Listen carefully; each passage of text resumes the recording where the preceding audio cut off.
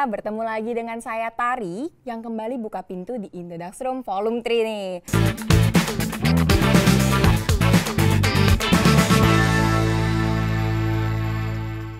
Gak kerasa ya Indodax Room udah nyampe Volume 3 aja. Pasti akan semakin menarik nih ya pembahasannya.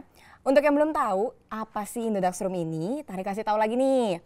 Indodax Room adalah sebuah mini talk show yang membahas seputar trading, blockchain, dan juga cryptocurrency. Nah yang pasti di sini kamu bisa bertanya kepada pembicara atau narasumber secara live melalui Zoom dan ditayangkan melalui YouTube. Menarik kan ya? Tapi sebelumnya, Tari ingin mengingatkan teman-teman semua untuk selalu menjaga dan menerapkan protokol kesehatan dimanapun, kapanpun. So, stay safe and stay healthy untuk seluruh member Indodax. Selain itu, tentunya Tari juga mau mengucapkan terima kasih banyak kepada semua teman-teman yang sudah menyempatkan waktunya untuk menyaksikan Indodax Room secara live pada malam hari ini. Untuk itu, sebagai ucapan terima kasih dari Indodax, di akhir acara kita akan bagi-bagi hadiah hampers nih. Untuk teman-teman yang mengajukan 5 pertanyaan terbaik, hadiahnya berupa merchandise. Nah ini nih merchandise-nya. Dan di dalamnya juga ada kartu e-money limited edition punyanya Indodax. Nah menarik banget ya. Dan yang pasti nggak kalah spesialnya nih ya. Di episode kali ini ada juga sedikit yang berbeda karena kita kehadiran teman-teman dari Fakultas Administrasi Vokasi UI. Halo teman-teman, terima kasih ya sudah hadir dalam acara kali ini. Keren banget ya. Makanya stay tune terus di acara Indodax Room kali ini dan jangan sampai kelewatan. Next kita masuk ke narasumber yang akan hadir pada malam hari ini. Tari yakin nih udah pada tahu semua, benar sekali kita kedatangan VP Commercial dari Indodax itu sendiri, yaitu Mas Bagas Satriadi. Luar biasa ya. Yang pastinya Mas Bagas juga akan sharing-sharing tentang cryptocurrency, blockchain, dan yang pasti gak kalah menariknya nih Bitcoin nih yang lagi hangat saat ini. Jadi bagi kalian yang sedang menggeluti cryptocurrency dan blockchain, ataupun kalian yang baru mau coba-coba trading nih sambil kuliah, pas banget untuk ngikutin Indodax Room kali ini. Karena kapan lagi kan ya bisa belajar langsung dari narasumber yang udah ahli. Oke, jadi karena kita udah ketahuan nih siapa yang akan mengisi acara pada malam hari ini, jadi teman-teman bisa mulai merangkai pertanyaan dan kata-kata yang bisa dijawab langsung oleh Mas Bagas nih pada malam hari ini. Caranya gimana? Seperti biasa, teman-teman bisa menuliskan pertanyaan-pertanyaan yang diinginkan melalui kolom Q&A, bisa mulai dari sekarang, silahkan. Pertanyaannya harus ditulis dengan format yang benar, yaitu dengan menuliskan nama, username Instagram, lalu kota asal, dan yang terakhir dilanjutkan dengan pertanyaan dari teman-teman. Contohnya nih ya, Dudi @dudiindodax dari Bandung. Pertanyaannya, apa itu Bitcoin? Nanti tim Indodax Room akan memilih 5 pertanyaan terbaik yang telah diajukan dan Tari selaku host akan membacakan 5 pertanyaan terpilih. Untuk 5 pertanyaan terbaik terpilih yang dibacakan akan mendapat hadiah berupa hampers merchandise spesial dari kami. Baik, nggak usah berlama-lama lagi nih, langsung aja kita mulai sharing session Indodax Room kali ini bersama Mas Bagas. Halo Mas Bagas. Halo Tari. Apa kabar Mas? Alhamdulillah baik. Makasih loh udah main ke sini loh. Sama-sama, terima kasih loh diundang di rumahnya Tari yang bukan rumah spesial Tari, Mas. Ini apa nih? Bukan rumah Tari, Indodax Room. Indodax Room, ya.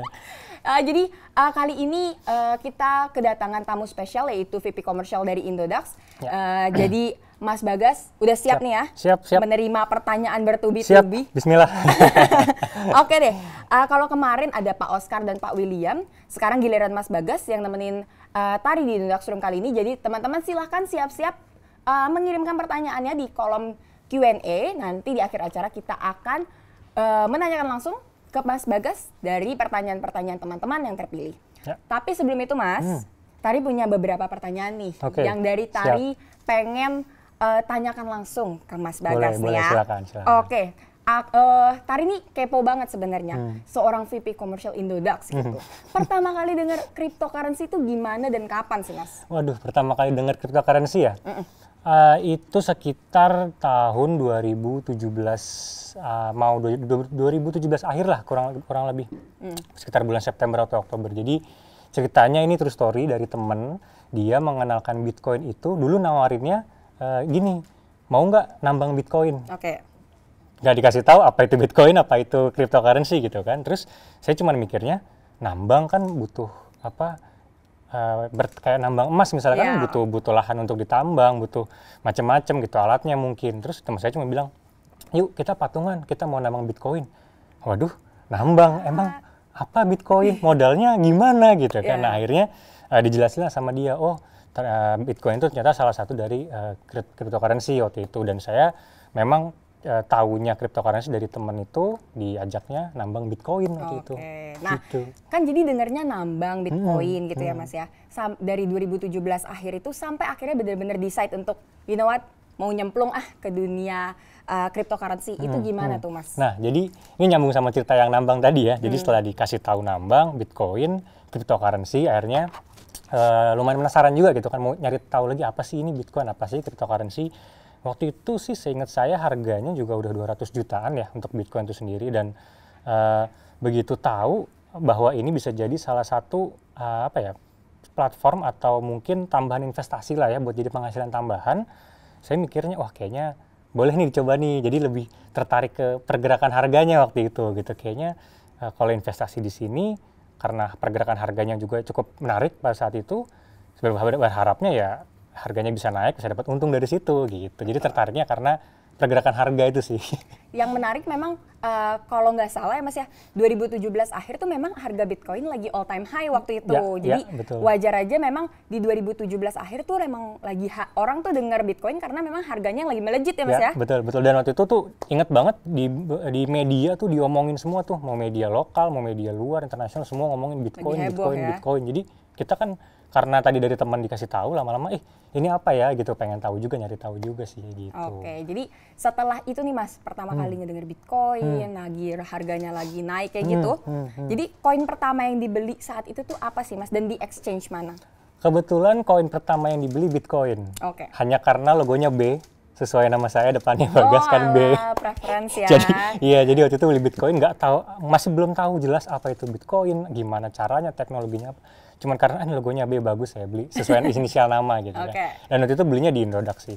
Mantap. Gitu, karena teman saya yang rekomendasiin juga, dia waktu itu kan namanya masih belum Indodax ya, masih bitcoin.co.id juga namanya. Jadi daftarnya di situ waktu itu. Oke, sampai sekarang masih trading ya Mas ya? Masih Mantap. dong, masih banget. Oke, tapi sebelum akhirnya memutuskan nih Mas jadi trader saat itu, menurut Mas Bagas sendiri apa sih prinsip utama dari seorang trader pemula? Prinsip utama, sebenarnya kalau prinsip utama trader itu gampang sih ya. Oke, apa? Beli saat rendah, jual saat tinggi. Semudah itu ya Mas Semudah ya? itu. Tapi sekali lagi memang mempraktekkannya ini cukup sulit gitu. Apalagi kalau yang masih pemula kan nggak tahu nih kapan ini udah rendah belum, atau kapan saat yang tepat buat beli, atau kapan tepat untuk jual gitu kan. Rendah tingginya pasti masih bingung, kayak saya juga dulu awal-awal pasti kayak gitu sih. Tapi kalau ditanya prinsip utamanya ya sesimpel beli murah jual mahal, atau beli rendah jual tinggi gitu. Memang teorinya mudah ya Mas ya. Implementasinya kita juga kadang-kadang kayak aduh. Masih nih ada celahnya nih kayak gitu kan. Jadi kalau dari Mas Bagas sendiri langkah-langkah untuk trader pemula dalam mengeksekusi teori tersebut itu gimana sih Mas? Langkah-langkahnya yang pertama kalau saya ya pasti cari tahu ini dulu sih, tentang platformnya itu sendiri. Misal kayak Indodax nih gitu kan, sudah terdaftar di Bapepti, berarti kan legalitasnya juga sudah jelas ya gitu. Nah itu jadi satu poin penting. Langkah pertama yang teman-teman yang baru mau mulai berinvestasi itu jadi pertimbangan cukup penting kalau menurut saya, karena legalitas kan berpengaruh juga ya gitu. Apalagi di Indonesia kalau misalnya kita bertransaksi yang nggak legal kan juga nggak bagus gitu. Jadi pertama dicek dulu legalitasnya dari perusahaannya atau dari platform itu sendiri. Terus setelah itu yang kedua, ini juga cukup penting sih ya, dan agak-agak perlu diperhatikan gitu, karena langkah kedua ini adalah mempersiapkan uangnya atau mempersiapkan dananya itu jangan menggunakan dana yang dipakai sehari-hari atau istilahnya duit panas gitu ya kan. Jadi disiapkanlah uang dingin yang memang sudah dialokasikan setiap bulan, misalnya dapat gaji berapa misalnya, jadi udah disimpan nih, oke ini memang untuk investasi. Jadi kita menggunakan uang tersebut, gunanya adalah kalau kita menggunakan uang yang untuk belanja gitu dipakai buat trading, nanti saat kita perlu atau saat darurat nggak bisa dipakai uangnya kan, jadi mempengaruhi juga kayak emosional gitu. Nah yang langkah kedua sih itu yang harus disiapkan tuh, uangnya yang dialokasikan uang dingin, jangan sampai pakai uang yang memang kebutuhan sehari-hari. Uang dapur ya Mas, nanti Uang dapur dipakai. kan bahaya, tuh ntar nggak bisa masak, ntar nggak bisa makan kan bahaya. Nah, tadi udah 2 ya. Yang ketiga itu nih relate sama ini sih, pemilihan aset kriptonya. Jadi setelah kita udah menemukan bahwa Indodax misalnya sudah terdaftar di Bapepti, sudah legalitasnya jelas, lalu kita pasti mendaftar gitu kan di platform tersebut, kita sudah siapkan dananya. Nah, langkah selanjutnya adalah kita pilih aset kripto mana yang kira-kira cocok untuk kita nih gitu. Nah, untuk cara memilihnya sih ada banyak metode, cuman yang paling terkenal itu biasanya banyak trader menggunakan technical analysis dan juga fundamental analysis gitu. Nah, itu untuk memilih kayak di Indodax kan sekarang aja ada 100 lebih aset kripto ya yang diperdagangkan yang bisa kita beli atau kita bisa jual di sana kayak gitu. Terus yang terakhir ini juga nggak kalah pentingnya, itu disebutnya adalah trading plan. Jadi trading plan ini gampang-gampang susah juga nih.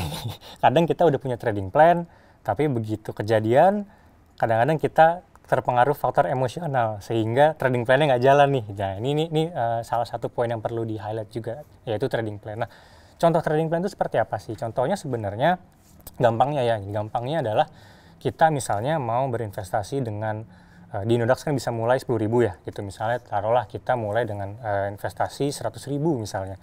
Ketika kita beli 100.000, misalnya kita beli satu kripto Bitcoin misalnya. Nah, kita sudah harus menentukan keuntungan berapa persen sih yang mau kita ambil, misal 10%. Kita sudah menaruh target nih keuntungannya adalah 10%. Ketika harga naik mencapai 10%, ya harus diikuti sesuai trading plan gitu kan, dijual Bitcoinnya dan diambil keuntungannya. Begitu juga saat misalnya harga turun kita udah set nih, trading plan kita maksimal misal berkurang 7%. Ya kalau misal udah 7% atau kira-kira akan lebih 7% ya baiknya dijual. Jadi mengikuti trading plan tersebut. Cuman kadang kan ya itu juga agak sulit tuh, begitu udah naik, kayaknya nanti deh tunggu lagi deh gitu. Nah, akhirnya lebih naik lagi. Iya kan harapannya pasti gitu kan. Tapi ternyata misalnya tidak sesuai yang diharapkan dan kita tidak mengikuti trading plan, akhirnya ujung-ujungnya biasanya faktor emosional sih yang berpengaruh ke situ dan akhirnya nggak ngikutin trading plan-nya jadinya berantakan. Jadi itu tadi 4 langkah utama yang menurut saya perlu diperhatikan lah sama teman-teman trader di sini. Mantap. Gitu. Oke. Tadi Mas Bagas nih ada beberapa kali mention emotional. Yang paling sering nih ketika aku pelajari gitu ya tentang member Indodax, rata-rata itu pada panikan, Mas. Jadi ketika jual itu panik, lagi beli juga karena panik. Nah, kalau menurut Mas Bagas sendiri ini gimana nih, Mas? Panik, ya tadi mungkin karena salah satunya bisa jadi karena yang digunakan uang tradingnya adalah uang yang kebutuhan sehari-hari, bukan uang dingin. Bisa jadi panik juga kan saat lagi butuh uangnya, harga lagi turun, koreksi, panik, akhirnya kan cepat buru-buru jual, akhirnya rugi sekian. Tapi kalau misalnya nggak punya trading plan juga, mau beli satu aset, asetnya misalnya lagi performa lagi naik terus nih, wah lagi naik nih, saya mau beli gitu kan, akhirnya panik beli. Tapi nggak lama tanpa melakukan analisis lebih lanjut dan tanpa mempunyai trading plan yang jelas, akhirnya misalnya harganya berbalik jadi turun dan akhirnya emosinya bermain lagi di situ tuh, aduh jadi nyesel, aduh tahu gitu tadi saya nggak ini, atau tahu gitu tadi saya jual dulu atau seperti apa. Nah itu biasanya sih balik lagi ke langkah-langkah tadi. Jadi kalau misalnya kita udah punya trading plan yang jelas dan kita juga menggunakan uang yang memang sudah dialokasikan untuk dana tersebut, itu biasanya sih bisa mengurangi kepanikannya dan juga perlu terus ini sih seiring berjalannya waktu lah gitu kan, dan belajar terus, nanti lama-lama pasti paniknya bisa hilang gitu. Tapi masalah ini Mas ya, kadang-kadang nggak cuma panik nih, ya kan? Masih ada nih masalah-masalah lain yang dialami sama trader-trader pemula. Kira-kira apa sih Mas masalah yang biasanya tuh paling populer di kalangan trader pemula? Ini berangkat dari pengalaman pribadi juga kali ya. Di waktu saya awal-awal beli juga, saya itu nggak tahu mau beli aset kripto yang mana, ya kan? Mungkin teman-teman yang baru daftar juga, misalnya baru join Indodax, sudah misalnya deposit gitu kan, saldo rupiahnya sudah top up, tapi mereka bingung, saya mau beli yang mana ya gitu. Mau beli ini tapi harganya kelihatannya kok udah tinggi banget gitu, atau mau beli ini harganya kira-kira masih bisa naik nggak kayak gitu. Nah itu jadi salah satu masalah yang cukup sering ditemukan lah menurut saya juga, dan karena saya juga mengalaminya gitu ya. Jadi untuk mengatasinya itu bisa riset lebih banyak, dan juga salah satunya kalau di Indodax Academy itu kita ada satu halaman baru namanya Coin Signal. Jadi teman-teman itu bisa cek di sana di Inodax.academy, ada Coin Signal, nanti bisa lihat tuh ada misalnya Bitcoin atau Ethereum. Itu ada signalnya, apakah lagi bullish atau lagi bearish gitu kan, lagi naik, turun, atau misalnya lagi sideways. Jadi signal ini atau indikator ini gunanya adalah bisa menjadi salah satu bahan pertimbangan buat teman-teman ketika mau bertransaksi gitu. Misalnya lagi ngelihat Ethereum, wah ini belakangan Ethereum kayaknya lagi bagus nih.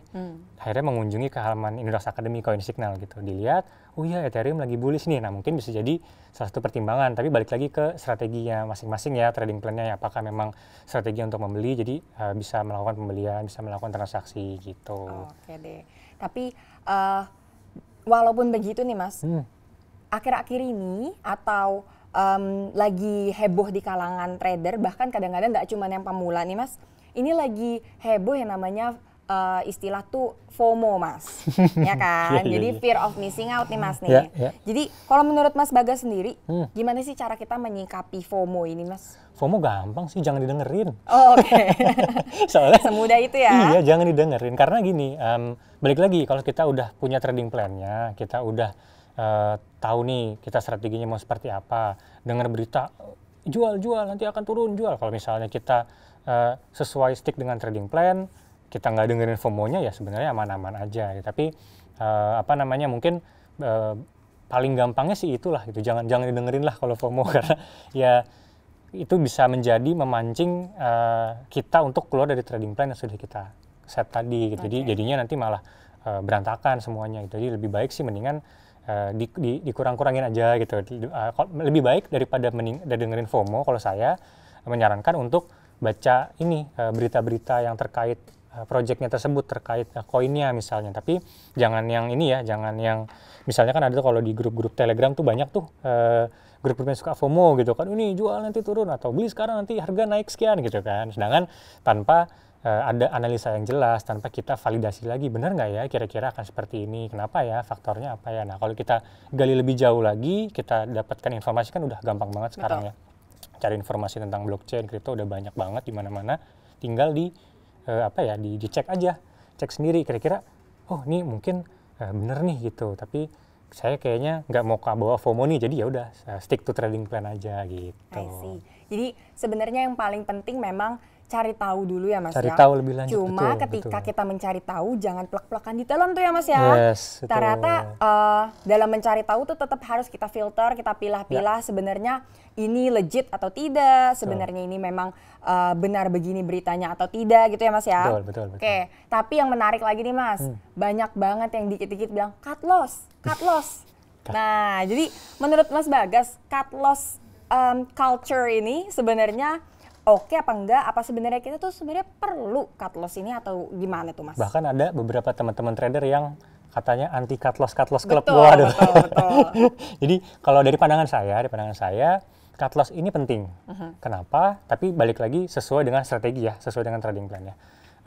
Karena menurut saya ketika kita nggak berani cut loss, kita akan kehilangan opportunity atau kesempatan lain untuk mendapatkan keuntungan di aset kripto yang lain. Misalnya kita punya aset kripto A nih, kita punya si A, kita pegang. Terus kita sudah ngeset tadi trading plan, ketika turun 7% misalnya minus, saya akan jual misalnya trading plannya.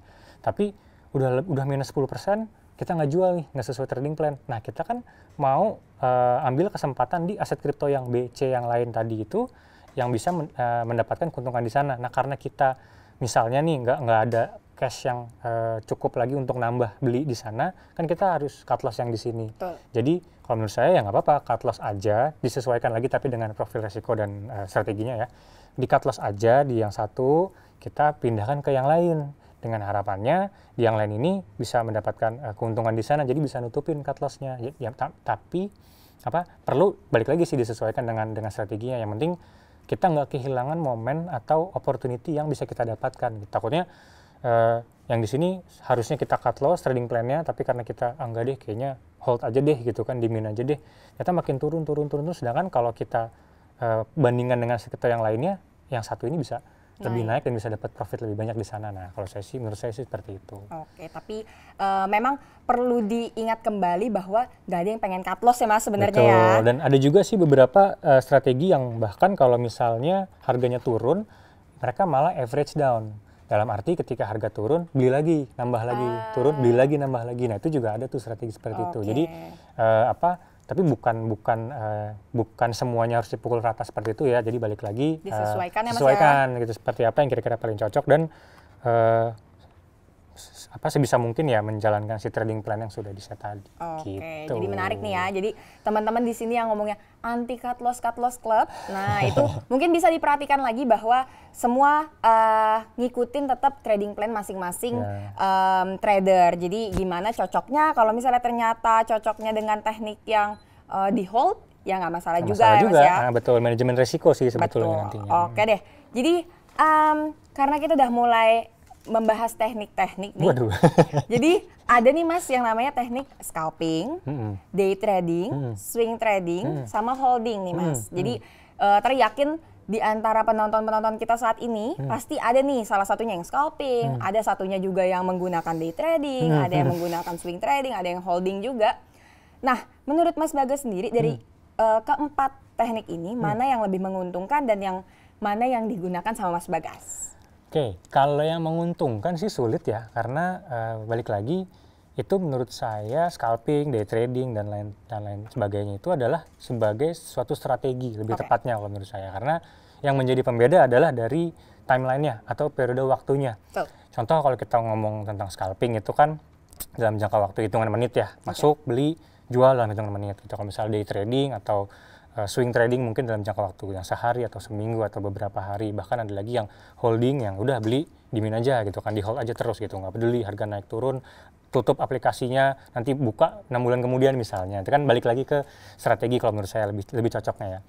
Dan kalau saya pakainya yang mana sih, saya ada diversifikasi lebih tepatnya disebutnya. Jadi karena kan tadi aset kriptonya banyak nih, apalagi di Indodax ada 100 lebih ya, itu diversifikasi. Kayak misalnya ada kalau Bitcoin ini contoh misalnya, kalau saya lebih sukanya misalnya di hold gitu, atau misalnya kalau yang lainnya altcoins-nya saya sukanya untuk di trading, di day trading, atau misalnya kadang-kadang ada beberapa project-project yang kemarin kenaikannya kalau Tari memperhatikan tuh sempat ada yang 200% gitu kan. Nah, ya, itu cukup menarik dijadikan scalping kalau menurut saya gitu kan. Tapi balik lagi sih diversifikasi sih. Jadi nggak semuanya ditaruh di satu tempat, nggak semua dananya dicemplungin untuk scalping semua atau holding semua sih nggak. Kalau saya lebih sukanya saya bagi sekian persen di Bitcoin misalnya untuk strategi yang mana, sekian persen di Ethereum atau sekian persen di yang lain untuk strateginya misalnya yang day trading atau scalping gitu. Menarik nih ya, tapi kalau Tari sendiri kadang-kadang ngikutin mood Mas, ya nggak sih? Kadang-kadang kayak, wah ini kayaknya bakalan naik nih dalam beberapa lama lagi, Tari hold aja, udah nggak mau buka-buka dulu, biarin aja, nanti pasti naiknya langsung beratus-ratus%. Kadang-kadang Tari mikirnya gitu. Atau kadang-kadang lagi rajin, kadang-kadang scalping, kadang-kadang kita day trading kayak gitu. Jadi ada juga pasti yang ngikutin mood sih ya Mas ya. Oke deh, ini menarik nih kita ngebahas tentang pemilihan aset kripto. Tapi kalau aset kriptonya sendiri nih Mas, menurut Mas Bagas selaku VP Commercial Indodax, gimana sih masa depan aset kripto Mas? Masa depan aset kripto ya, saya lebih senangnya ngelihat dari teknologinya dulu. Teknologi aset kripto udah pasti teknologi blockchain gitu kan. Dan teknologi blockchain ini pengembangannya ke depan potensinya masih sangat amat besar kalau saya lihat ya. Apalagi di Indonesia gitu kan, masih banyak orang yang belum tahu apa itu Bitcoin bahkan, atau mungkin belum tahu apa itu teknologi blockchain seperti itu. Jadi potensi ke depan justru dari teknologi ini sendiri masih akan sangat besar lah bisa dibilang, karena kalau dilihat juga sekarang pengembangannya, dulu kan blockchain hanya terkenalnya dengan Bitcoin karena memang awalnya dari Bitcoin itu. Tapi sekarang pengembangannya justru bisa ke dunia atau industri finansial yang dimana teknologi blockchain ini bisa mentranslate atau mengkonversikan financial service yang ada di konvensional financial service yang biasa tradisional itu dijadikan di teknologi blockchain. Itu disebutnya dengan DeFi. Mungkin kalau teman-teman di sini juga ada yang pernah dengar ya dengan decentralized finance, itu sebenarnya hanya kurang lebih itu layanan-layanan finansial yang sudah ada di sekarang mungkin di tradisional financial service, lalu digunakanlah teknologi blockchain di sana sehingga menjadi terdesentralisasi, sehingga disebutnya decentralized finance gitu kan. Nah, ini juga pengembangannya masih jauh banget nih kalau ngomongin teknologi DeFi gitu kan. Dan apalagi ada juga tuh saya pernah dapat aset kripto yang dia ada produknya waktu itu sikat gigi. Jadi kalau misalnya tarik sikat gigi pakai produknya dia, itu Tari generating aset kriptonya dapat, nanti Tari bisa dapat di walletnya Tari dan bisa Tari jual. Tari sikat gigi aja terus kok. Nah, itu dia kan, ada sikat gigi, ada apa lagi? Ini disebutnya mungkin IoT sekarang ya, Internet of Things ya gitu. Nah, Internet of Things juga udah mulai menyentuh teknologi blockchain gitu. Nah, jadi pengembangannya masih sangat amat jauh sekali. Potensinya gitu. masih gede banyak, banget, betul. Oke deh. Jadi tadi menarik nih Mas Bagas ada ngebahas dikit tentang DeFi atau decentralized finance. Ya. Tapi Tari suka dengar juga nih di sosmed Indodax lagi heboh banget DeFi sampai adanya Tari tuh pernah baca tentang Tadpole Finance yang katanya diinisiasi oleh Indodax yang merupakan sebuah project decentralized finance sih Mas. Boleh diceritakan sedikit mungkin tentang Tadpole Finance? Tadpole Finance atau yang lebih ramah disebut cebong karena logonya cebong kan ya. Nah, si Tadpole Finance ini itu sebenarnya memang salah satu project eksperimen dari Indodax dan juga Tokenomics gitu kan. Ini project open source sebetulnya. Jadi nanti kita akan mengundang semua developer yang ingin bergabung untuk menjalankan project ini. Jadi bukan dari Indodax yang akan atau dari Tokenomics misalnya yang akan menjalankan ini, tapi ini adalah merupakan project open source. Kita hanya sebagai inisiasinya aja. Nah, si Tadpole Finance ini itu adalah platform untuk orang bisa lending dan juga borrowing, di mana misalnya kita punya aset kripto A, kita mau menjadi si lendingnya gitu. Nanti kita akan memberikan pinjaman gitu kan. Nanti kita akan mendapatkan rate-nya dari situ, interest-nya berapa persen gitu. Nanti bisa juga kita sebagai yang meminjam. Kita butuh aset kripto B, tapi kita punyanya A. Kita bisa jaminkan yang A, nanti kita bisa ambil yang B. Kurang lebih sih itu platform untuk lending dan borrowing. Si Tadpole Finance, betul. Yang Tari tangkep nih Mas dari Tadpole Finance sendiri karena diinisiasi oleh Indodax dan Tokenomics yang notabene-nya memang salah satu platform aset kripto terbesar di Indonesia. Tari menganggapnya bahwa ini tuh memang moral responsibility dari Indodax juga ya Mas dalam perkembangan industri blockchain dan terutama di decentralized finance ya Mas ya. Jadi luar biasa, jadi teman-teman yang memang tertarik di dunia decentralized finance atau memang teman-teman dari developer atau teman-teman memang yang lagi baru mau nyebur, mungkin mikirnya kayak mana nih project DeFi masih jarang ya Mas di Indonesia dari yang lokal sendiri. Jadi mungkin ini adalah salah satu bentuk dari moral responsibility-nya Indodax dalam pengembangan dunia decentralized finance ya Mas ya. Jadi teman-teman kalau misalnya mau mengunjungi Tadpole Finance silahkan kunjungi Twitter di @tadpolefinance dan itu juga ada komunitasnya Mas di Telegram, ada channelnya juga, ada komunitasnya juga, jadi teman-teman bisa mengenal lebih jauh di situ. Ya. Betul. Oke deh, Mas Bagas. Tapi Tari pengen denger nih, ada bocoran sedikit nggak sekarang Indodax nih lagi ada program apa sih yang dijalani? Waduh, program, oke. Pastinya kita akan terus berinovasi untuk memberikan layanan yang terbaik lah ya untuk semua member dan pastinya untuk masyarakat Indonesia gitu. Untuk program-program yang kita jalankan, ini salah satunya adalah program bisa dibilang market analysis kita sebutnya. Jadi tiap Senin kita nanti ada sebuah analisa, ada menggunakan analisis teknikal di sana. Jadi ada artikelnya, ini nanti bisa dibaca di indodax.academy dan juga akan melalui sosial media channelnya Indodax juga, itu pasti akan ada diumumkan di sana. Jadi teman-teman bisa ngeliat nih tiap hari Senin, wah saya mau beli kripto apa ya. Nah bisa lihat tuh analisa dari situ. Semoga analisa atau prediksi ini yang kita buatkan, kita sajikan bisa menjadi salah satu bahan pertimbangan juga buat yang mau berinvestasi atau untuk yang mau membeli aset kripto gitu. Tapi sekali lagi ini bukan saran untuk bertransaksi, misalnya bukan saran untuk melakukan penjualan atau pembelian ya, tapi lebih ke kita membagikan informasi gitu kan, membagikan prediksi yang terjadi dengan analisa teknikal yang akan kita sajikan di sana gitu. Semoga itu bisa menjadi pertimbangan lah gitu. Paling yang paling baru itu nanti tiap hari Senin bisa dipantengin tuh di sosial media Indodax atau di Indodax Academy-nya di websitenya. Kita juga kalau fitur sekarang juga udah gampang untuk top up atau deposit gitu kan. Sebelum beli aset kripto kita deposit saldo rupiah kita dulu.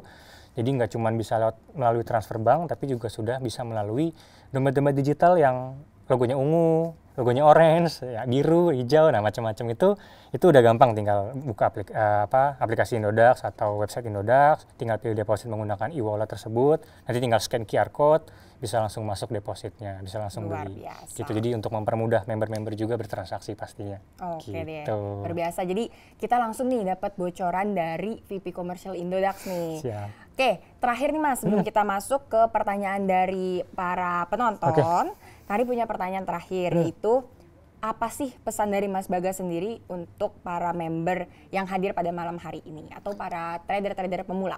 Oke, pesannya semoga kita cuan selalu, semoga kita semua selalu profit. Nah, dan juga tetap sehat-sehat, yang paling penting stay safe, stay healthy pesannya. Tapi khusus untuk misalnya member-member baru atau teman-teman trader baru di sini, dan ada juga tadi mahasiswa-mahasiswa dari UI ya, itu misalnya ada yang baru dengar teknologinya atau baru dengar aset kripto itu apa gitu. Nah, paling pesannya tetap kalau misalnya baru mau mencoba, tadi langkah-langkahnya udah kita kasih tahu di awal, gitu bisa mulai dipraktekkan, dan juga jangan berhenti untuk belajar terus. Jadi cari informasi lebih banyak tentang aset kriptonya, tentang teknologinya, biar bisa membantu mendukung keputusan pembelian atau keputusan penjualan tersebut. Jadi intinya sih tapi tetap harus semangat terus belajar, dan apa ya, nanti seiring berjalan waktu juga pasti akan bisa menjadi lebih baik lagi. Nah, kalau untuk di sini ternyata ada teman-teman trader yang sudah profesional gitu, atau yang sudah berpengalaman bertahun-tahun trading gitu. Nah, paling ya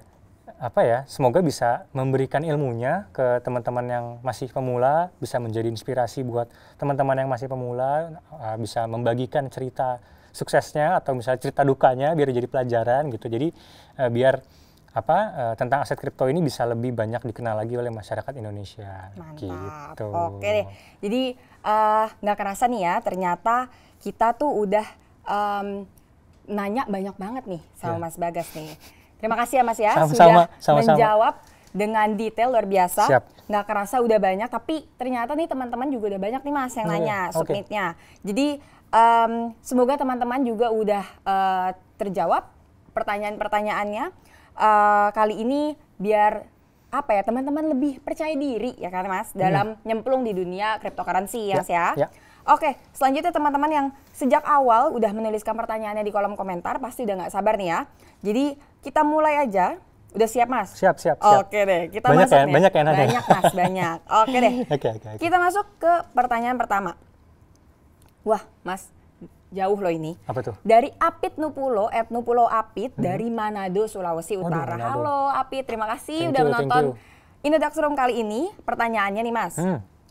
Saya ingin meminta tips dari narasumber untuk teman-teman generasi muda yang baru akan memulai investasi di mata uang kripto agar tetap aman dan tidak mengalami kerugian.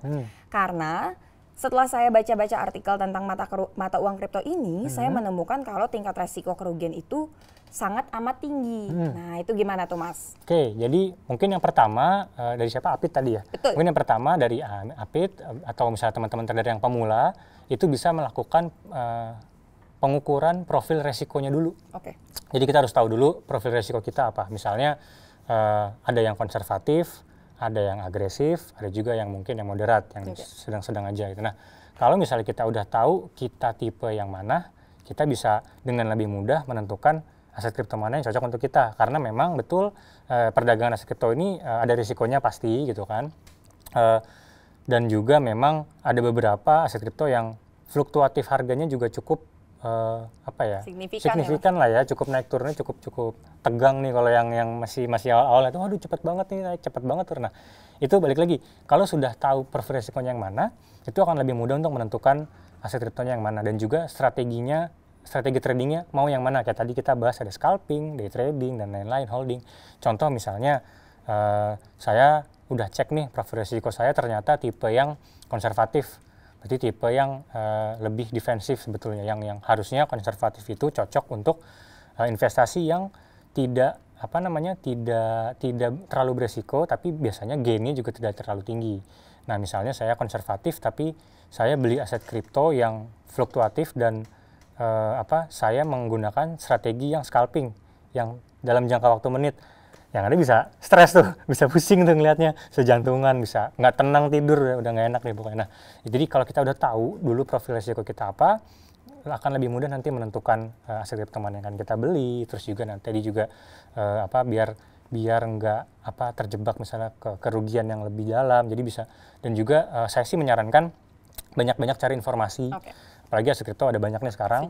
Banyak-banyak cari informasi tentang projectnya itu, aset kriptonya itu sendiri, itu kan tentang dia ini utilitasnya apa, kegunaannya apa. Misalnya nanti ketika kita sudah, kita tertarik sama salah satu aset kripto ini, kita percaya sama projectnya, ya udah gitu, kita bisa mulai mungkin ya di Inodax bisa mulai dengan Rp10.000, kita mulai sedikit-sedikit dulu.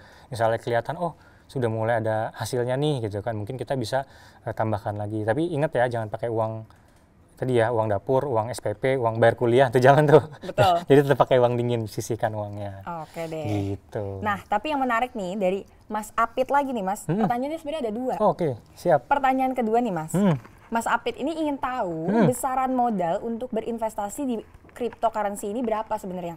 Apakah harus 1 sampai 10 juta?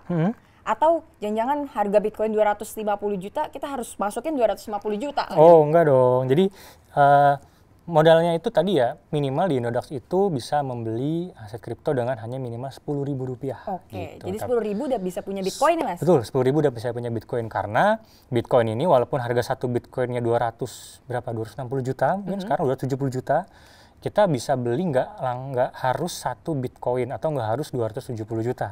Tapi kita bisa beli pecahannya 0,000 sekian. Misalnya kayak tadi 10.000 atau 50.000, itu pecahannya 0,000 sekian, gitu kita bisa dapat.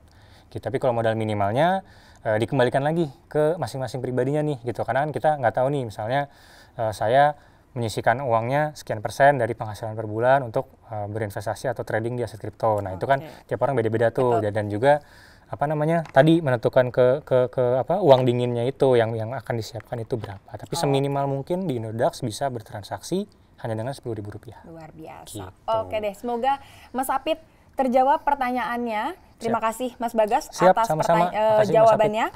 Kita lanjut Mas ke pertanyaan dari Syahrul Ahmal @Syahrul458 dari Padang Mas. Waduh, jauh-jauh ya Padang. Bang, kalau mau investasi nih Bang, di altcoin yang tergolong baru muncul, bagaimana sih cara memilih altcoin yang memiliki prospek bagus?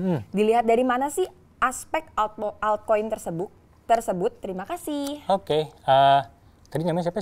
Syahrul Akmal dari Padang. Terima kasih pertanyaannya.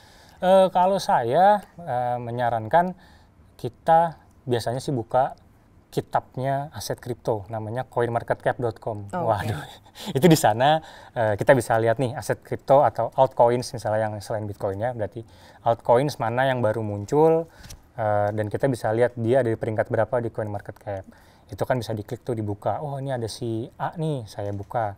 Nah, parameter selanjutnya yang perlu dilihat adalah biasanya itu ada market capitalization gitu kan. Ada berapa sih yang sudah berputar di sana. Lalu karena aset kripto ini sangat penentunya tuh masih sebatas supply dan demand.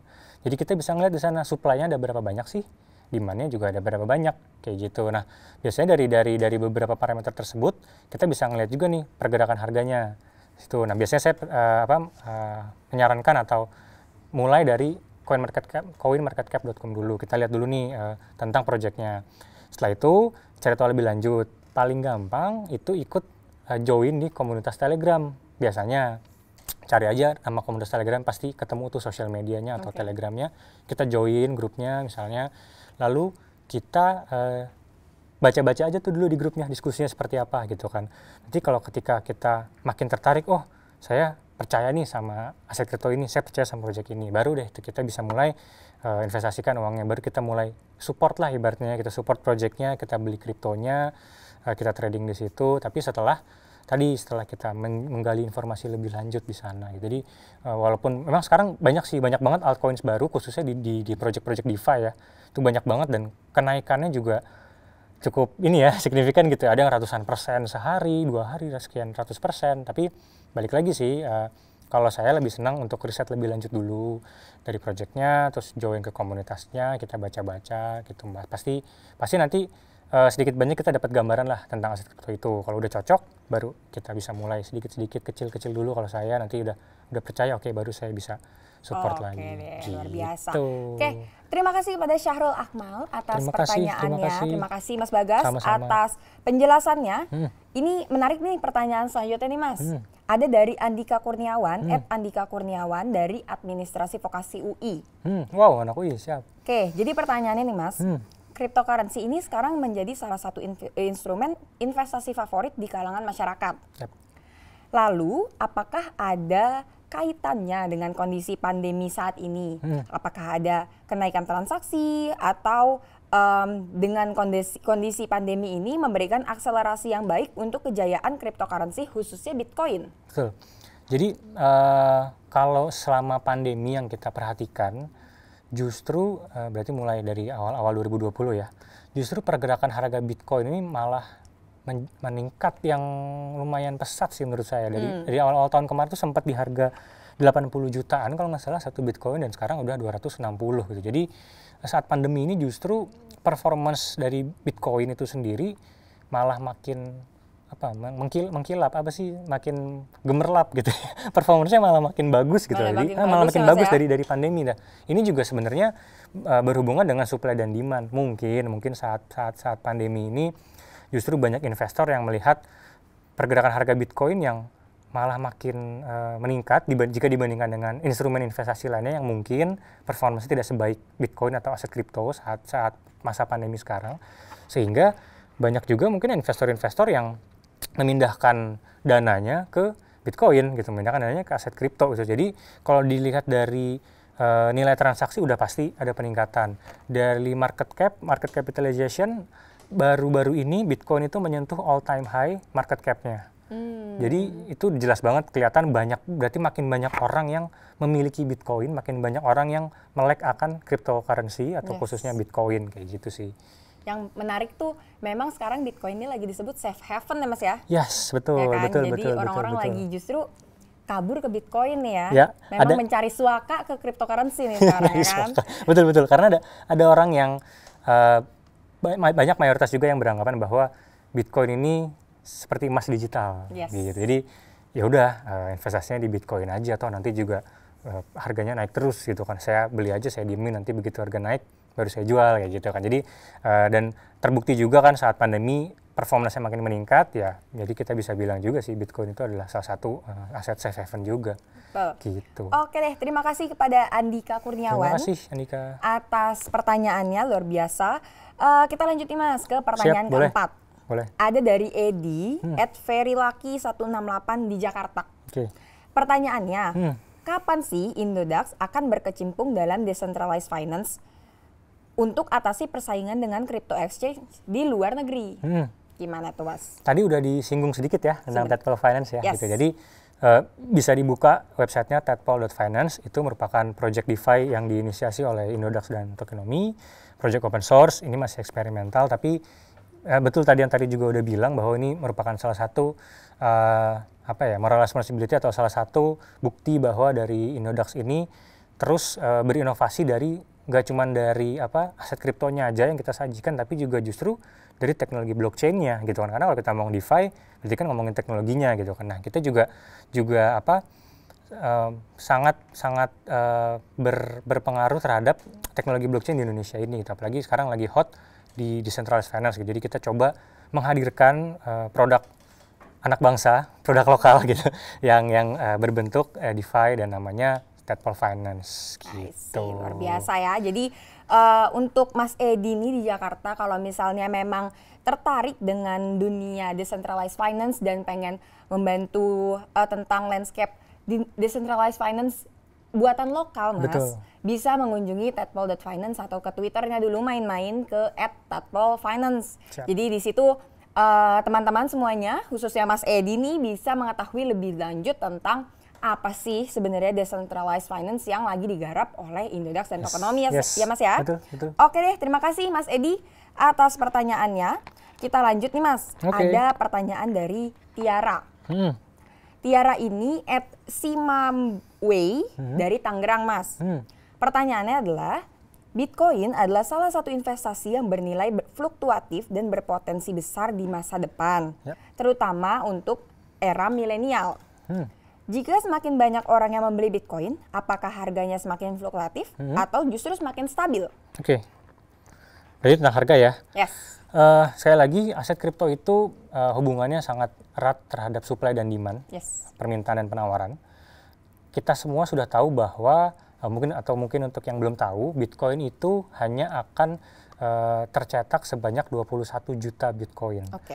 Dan itu di seluruh di satu dunia ya. Dan sekarang sudah sampai 18 juta something lah ya, 18 juta sekian. Nah, asumsinya adalah ketika supply sudah mendekati ke 21, berarti supply sudah mau habis gitu kan. Tapi demand-nya ini kita lihat masih terus meningkat, otomatis hukum supply dan demand harganya akan meningkat. Gitu kan, itu kan harapan semua orang ya. Jadi supply-nya kita tahu terbatas, demand-nya juga kita lihat lagi meningkat, ya pasti otomatis asumsinya bahwa harganya akan naik terus gitu. Jadi mungkin nanti juga bisa cek, saya pernah baca itu analisa tentang harga Bitcoin dengan menggunakan metode stock to flow. Itu bisa di googling aja, coba dibaca. Itu artikel cukup menarik. Di sana disebutkan bahwa Bitcoin akan mencapai harga $100.000 per satu Bitcoinnya. Berarti rupiah berapa tuh? 1M lebih ya, kurang lebih ya. 1M lebih per satu Bitcoin. Nah, itu ada analisanya tuh dari stock to flow, yang artinya berhubungan dengan supply dan demand tadi. Gitu. Kapan akan estimasi itu akan terjadi, tahun berapa, ketika supply mencapai harga berapa, dengan diasumsikan dengan data yang ada seperti apa. Itu ada tuh, itu bagus untuk dibaca tuh. Luar biasa. Stock to flow. Oke deh. Jadi semoga pertanyaan dari Tiara semoga terjawab. Terima kasih Tiara atas pertanyaannya. Nggak kerasa nih Mas, udah 5 pertanyaan kita jawab. Masih bisa nggak satu lagi? Boleh, deh. siap. Sip, kita satu lagi nih ya. Boleh. Ada dari Yanto Tanoto dari Medan nih Mas. Waduh, halo Medan, horas. Jadi pertanyaannya nih Mas, apa yang mempengaruhi naik turunnya nilai dari suatu aset kripto? Dan apakah nilai market aset kripto itu berhubungan dengan harga saham, Mas? Silahkan. Wow, oke, ini cukup menarik sih. Apakah harga aset kripto berhubungan dengan harga saham? Ini masih belum ada studi atau riset yang membuktikan adanya korelasi antara kripto dengan saham. Karena sebagai contoh waktu pandemi, ya kita bisa lihatlah harga saham mengalami penurunan yang cukup besar gitu ya, mengalami koreksi yang cukup besar. Sedangkan justru aset kripto ada peningkatan nih, gitu. Tapi juga ada masanya ketika Bitcoin atau aset kripto lain lagi turun, justru harga saham lagi naik. Gitu. Jadi memang ini saham-saham dunia juga termasuk gitu ya. Ini memang belum ada satu riset yang memang membuktikan adanya korelasi antara keduanya. Tapi sekali lagi, yang menentukan harga aset kripto adalah supply dan demand. Sehingga ketika supply-nya mau habis, demand-nya makin tinggi, pasti asumsinya adalah harganya akan meningkat. Jadi pergerakan harga masih dipengaruhi sangat besar oleh supply dan demand. Kayak misalnya contoh nih di Indodax itu kita bisa lihat ada yang namanya order book. Nah, nanti kalau teman-teman mau belajar lebih lanjut tentang apa sih order book, itu ada di Indodax Academy juga, bisa dicek di sana. Tapi bayangannya Indodax itu kan seperti sebuah pasar lah ibaratnya ya, di mana ada orang yang menjual dan ada orang yang membeli. Nah, di sana di order book kita bisa lihat berapa banyak sih orang yang mau jual dan berapa banyak orang yang mau beli gitu. Jadi kelihatan nih, oh ternyata supply dan demand-nya sekian gitu. Ketika terjadi orang ternyata banyak yang mau beli tapi barang yang nggak ada, kan kemungkinan harga akan meningkat tuh gitu. Jadi gambarannya kurang lebih seperti itu. Tapi kalau mau detailnya ada di Indodax Academy, bisa diakses di sana. Oke deh, sip. Thank you kepada Yanto dari Medan atas pertanyaannya. Tapi Mas ternyata masih ada nih yang minta. Waduh, masih ada lagi. Siap. Masih satu lagi. Boleh. Luar biasa nih Mas dari audiens kita. Satu lagi. Ya. Dari Lestari @LestariNS8 dari Surakarta, Mas. Waduh, Surakarta. Apa yang mempengaruhi nilai koin yang mengalami hard fork? Hard fork, ya. Kalau satu koin yang mengalami hard fork itu belum bisa dipastikan juga sih apakah ketika setelah mengalami hard fork koin ini akan otomatis naik atau koin ini akan otomatis turun. Balik lagi, kita mesti baca lebih lanjut, kita mesti riset dulu hard forknya menjadi seperti apa, menjadi koinnya apa, terus teknologinya seperti apa setelah di hard fork ini. Apakah memang hard forknya ini biasanya kalau hard fork itu lebih berhubungan terhadap teknologinya ya, pengembangannya ya. Jadi dilihat dulu, di riset dulu kalau memang kira-kira wah saya percaya nih nanti ketika setelah hard fork dengan teknologi yang lebih baik misal harga ini pasti akan lebih mengalami peningkatan misal seperti itu. Dan juga dilihat oh kayaknya di komunitas atau di berita-berita misalnya divalidasi lagi oh ternyata memang pengembangan teknologinya setelah hard fork ini sepertinya akan makin positif nih dan kita yakin mempengaruhi harga ya berarti akan naik gitu. Tapi justru kalau bisa jadi juga kalau misalnya setelah hard fork malah banyak yang meninggalkan akun tersebut, bisa jadi juga karena mungkin supporter yang join sebelum di hard fork, ketika di hard fork itu nggak sesuai sama yang diharapkan gitu proyeknya misalnya. Jadi belum bisa dipastikan sih kalau menurut saya. Gitu. Apakah setelah hard fork akan naik atau setelah hard fork turun masih belum bisa dipastikan. Yang penting kita cari tahu lebih lanjut, kita riset lebih lanjut, divalidasi lagi. Jangan nggak di riset dulu, nggak melakukan analisa dulu, terus langsung beli tanpa mempunyai strategi. Nah, itu yang jadi bahaya sih sebetulnya. Gitu. Oke deh. Terima kasih kepada Mbak Lestari, terima kasih Mas Bagas. Ternyata kita udah ngejawab banyak banget nih pertanyaan, nggak cuma dari Tari, tapi dari audiens kita juga. Oke, nggak kerasa ya teman-teman, sesi tanya jawab Indodax Room kali ini udah selesai. Pertanyaan juga sangat bagus, sangat detail. Semoga bisa makin dalam nih pengetahuannya tentang cryptocurrency ya Mas ya. Siap-siap, ini 5 orang penanya yang akan mendapatkan merchandise eksklusif dari Indodax nih ya. Jeng. Yang pertama ada dari Apit Nupulo dari Manado. Luar biasa. Selamat. Terima kasih Apit. Selamat sudah memenangkan merchandise eksklusif dari Indodax. Yang kedua ada dari Edi dari Jakarta. Boleh diberikan tepuk tangannya? Dapat ini ya, Imani ya. Betul, di dalamnya nanti di dalam merchandise-nya ada Imaninya juga. Limited edition nih kayaknya nih. Yang ketiga ada dari Andika Kurniawan dari Administrasi Vokasi UI. Luar biasa, terima kasih Andika. Yang keempat ada dari Tiara dari Tangerang. Luar biasa. Dan yang terakhir ada dari Syahrul Akmal dari Padang. Terima kasih kepada Selamat. teman-teman yang sudah berpartisipasi di Indodax Room kali ini. Tapi tenang aja kalau misalnya teman-teman masih belum mendapatkan nih Mas, belum memenangkan hadiah pada malam hari ini, teman-teman juga masih bisa mendapatkan merchandise eksklusif Indodax. Caranya gampang banget, tinggal kunjungi official store dari Indodax yang ada di Tokopedia, yang pastinya yang ada centang ungunya nih ya Mas, yang official. Oke, jadi dengan demikian rangkaian acara pada malam hari ini sudah selesai. Bagi yang ketinggalan jangan khawatir, karena teman-teman masih bisa menonton di Indodax.academy nih Mas. Dan kalau misalnya teman-teman juga lebih suka nonton YouTube nih, mungkin lagi di jalan sambil mau nyari ilmu, bisa sambil buka YouTube-nya Indodax. Nah, jadi jangan lupa untuk terus follow akun media sosialnya Indodax, karena di situ banyak update-update terbaru, nggak cuma tentang Indodax doang, tapi juga banyak tentang teknologi-teknologi blockchain yang berkembang pada saat ini.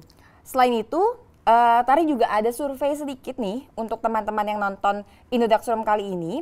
Jadi make sure kalian isi surveinya melalui Zoom setelah acara ini selesai. Jadi jangan langsung di-close nih, langsung isi surveinya dulu untuk Indodax Room ke depannya. Sekali lagi Mas Bagas, terima kasih banyak udah Tari. nemenin Tari. Sama-sama, terima kasih udah diundang. Siap. Mantap. Oke deh, sekali lagi terima kasih kepada teman-teman UI dan teman-teman lainnya yang sudah setia menyaksikan Indodax Room Volume 3 kali ini. Saya Tari pamit undur diri dan sampai bertemu pada Indodax Room lainnya. Indodax, aset masa depan. Dadah.